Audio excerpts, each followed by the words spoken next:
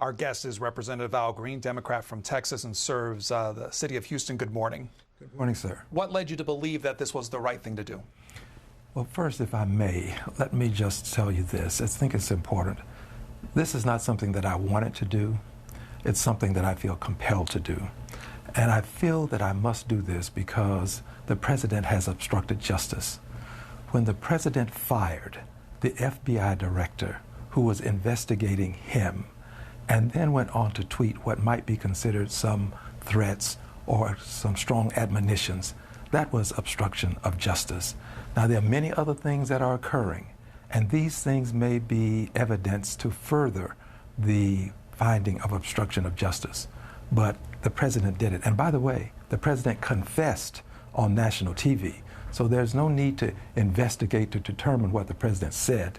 He confessed on national TV with Mr. Lester Holt. And so when it comes to the reaction from Democrats, they've said that maybe impeachment isn't the time for it yet and more investigation is needed even before they make that decision. How do you square with that? Well, I don't square with Democrats because this is not about Democrats. It's about the democracy. It's about government of the people, by the people, for the people. And I don't concern myself with the opinions of Republicans because it's not about the Republicans, it's about the republic. And what Franklin said when he told us that you have a republic if you can keep it. So this is about keeping that republic. And I am a voice in the wilderness. I understand that I may stand alone, but I still stand because the president has obstructed justice. The Harvard Law professor Alex Whiting had this to say about obstruction of justice. Intent can be proven by both direct evidence and by circumstantial evidence. To determine intent, prosecutors will look at the available evidence concerning the acts themselves, but also Mr. Trump's statements and conduct before and after the acts. So you're saying with that in mind, what the president has said to your mind is obstruction of justice? Yes, sir. And I think it's also important to do this, to separate the collusion from the obstruction of justice, because the collusion does require a lot of investigation, and that should go on, and I hope that it will come to fruition in an appropriate way. But the obstruction of justice has to do with the president's own words. We need not look beyond what he has said. I indicated he confessed when he said that he was doing it because of the investigation. That's a pretty significant thing for a president to say. And then to go on and tweet out some language that might be intimidating was in furtherance of this act. So it's pretty clear that he did it. Now, for those who are looking for a definition of obstruction of justice, they might go to 18 USC 1501 through 1507, and you will find a proper definition that will take in consideration the acts of the president such that they can come to their own conclusions. What has been the reaction? And particularly it was on your Facebook page that you posted some statements made by your constituents. Can you paraphrase what went on? Well, are you talking about the ugly phone calls? Correct, yes. Okay. I don't know that they were my constituents. That's why I had to ask. Persons have made threats. They have said some very ugly things. And it's my opinion that you cannot hide hate. You have to expose it. Because there are a good many people who candidly, sir, do not believe that the level of ugliness exists that I have to cope with and that persons of color have to cope with, immigrants have to cope with, LGBTQ have to cope with. So we have to expose it so that people can see that there is a reality that some people don't experience but that others have to live with. So this is why we expose it. And what was said was, in essence, we will murder you. We will murder you. Lynch you is what was said. But lynching is murder. Give you a trial before we hang you and lynch you. These are the kinds of vile statements that we have to live with. Doesn't matter if you're the head of you're the CEO of a major corporation, or if you're one of 435 members of Congress. People somehow believe that they can intimidate you with the threat of lynching. We need to let people know. We also have to do this. We have to protect people in these congressional offices. There are young people working there, young staffers. Some of the people are still in high school, they're interns. And they shouldn't have to tolerate some of the ugliness that we have to endure. But we signed up for the job and we're going to do the job. We will not be turned around because of intimidation.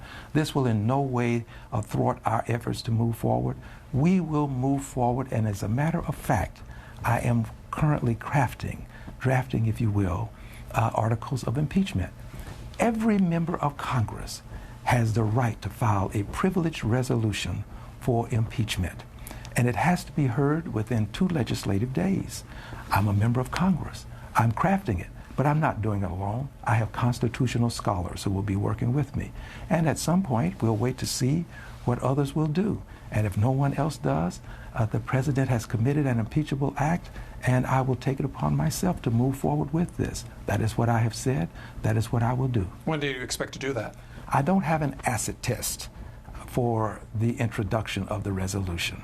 What I have said is I'd like to see the country weigh in on this. The people should weigh in. This is a participatory democracy. People have to participate not only on election day, but on other occasions when democracy is at risk. So this is a time for people to participate. We had an impeachment town hall meeting in my district. I think people should do this. Weigh in. Let your representatives know where you stand on this issue. When the will of the people is properly expressed, the will of Congress will change. About 48% of the American people think that the president should be impeached currently. There is a strong, sound, solid plurality for impeachment. Yes, the lady makes an important point. We live in a country where it is believed that no person is beneath the law, that the law will protect people. But we also believe that no person should be above the law. That means that even the President of the United States, if he commits obstruction of justice, he's got to come before the bar of justice, which is the U.S. House of Representatives. Impeachment does not mean that the president will be removed from office. Impeachment simply means that he will be charged. The Senate has the trial. The House brings the charges. If he is tried in the Senate, all of these issues about who said what can be resolved because the Senate will have subpoena power, and even the president himself can be required to give testimony. This is the process that Article 2, Section 4 of the Constitution allows us to engage in when we have facts that constitute obstruction of justice. This is a very good point that you have made, sir. It affords me the opportunity to explain that the president's oral representations, coupled with his overt manifestations, are what would constitute the proof necessary. The president doesn't just run off his mouth. He not only says that he fired the director, but he said he fired him because of the investigation. Now, the investigation and the collusion, that's a separate issue to be investigated separately. But the obstruction of justice occurred when the president acted. It's not just that he talked, sir. He did act. He did fire the director of the FBI. He did do so because the director was investigating him, and he went on to intimidate with a tweet about the recordings that may or may not exist. That constitutes obstruction of justice. Now, there'll be some other things that will be called to our attention. The memo from Mr. Comey, that's secondary evidence. And then the latest attempts to encourage people to do something that was inappropriate, that might be tertiary evidence. And then you might have a number of other things that have occurred that would be quaternary evidence. But the primary evidence occurred when the president fired the director of the FBI who was investigating him. Well, I thank you, ma'am. Impeachment is the means by which the president can be brought before the bar of justice. You use the term prosecuted. The president would be impeached first, and then he would be tried in the Senate. This is a proper process. As a matter of fact, ma'am, it is the way a president is called to justice, because a president's not going to be indicted and taken into a court of law. It has never happened. My suspicion is that it won't. A president is first impeached, and then after impeachment tried, and then after tried, extricated from his office. And after extrication, then there can be a follow-up with reference to some sort of criminal prosecution. I would prefer not to talk about the kindness of my colleagues. I have not asked one person to support my endeavor. I have said this is a matter of conscience, and when the resolution is presented, people will have an opportunity to vote on it. I cannot assure anybody that there will be any number of people voting for it, but I can say this: there will be at least one vote for impeachment. And I will stand alone, and I will stand with history. I know that this is clearly a case of obstruction of justice, and I will stand on the law and the facts. Well, thank you for the opportunity to respond, sir. And I assure you, I have no intentionality with reference to insulting you or the white middle class. I'm an integrationist. I believe that every person ought to succeed on his merits or fail on his or her demerits. I believe that this is a country that is diverse, and that diversity ought to be celebrated. I believe that that diversity crosses all lines, especially the color line. I believe we ought to have an inclusive society. I believe that we ought to stand for liberty and justice for all. I believe that in this country, no one is above the law, which is why I do what I do. It has nothing to do with race. It has nothing to do with Democrats. It's about democracy. It has nothing to do with Republicans. It's about the republic. It has everything to do with the president not being above the law and being brought before the bar of justice. So if I have offended you, I really, sincerely don't want you to be offended and would extend an apology to you, but this must continue. I'm sorry, I really am, but it must continue. Well, the law doesn't grant an exception because of the appearances that may be in place. I regret that people would take this position that there is some appearance of impropriety by following the Constitution. But I do say this, I'm concerned about how it looks, which is why I consistently say it's not about Democrats or Republicans. But as one of 435 members of the House, we are split between Republicans and Democrats. If an impeachment resolution is brought by a Republican, the same statement can be made. If it's brought by a Democrat, the same statement can be made. So I don't know how you escape these ostensible representations. I only know this, the Constitution does not make an exception for these kinds of appearances.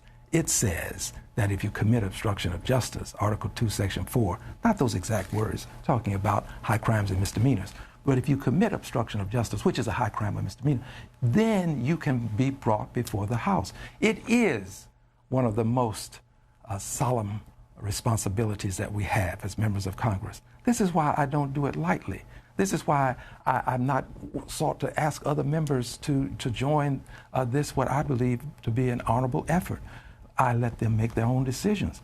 And at some point, we will vote. Now, we can vote based upon something that the Judiciary Committee brings before the House, or we can vote based upon something that another member brings before the House, or we can vote based upon what and I don't like using personal pronouns, but what I will bring before the House. My mother taught me to say we most of the time, and I try. But in this case, I am the voice in the wilderness, and I will do it. I have no fear. There is no fear, and because it's not about the things that people like to use as sometimes what I would call sophisticated sophistry. It's not about that. It really isn't. Yes, good morning, gentlemen. How are you doing? Better than I deserve, sir. I have the gift of life. I can only appreciate and celebrate the fact that I've been blessed with it. Thank you so much.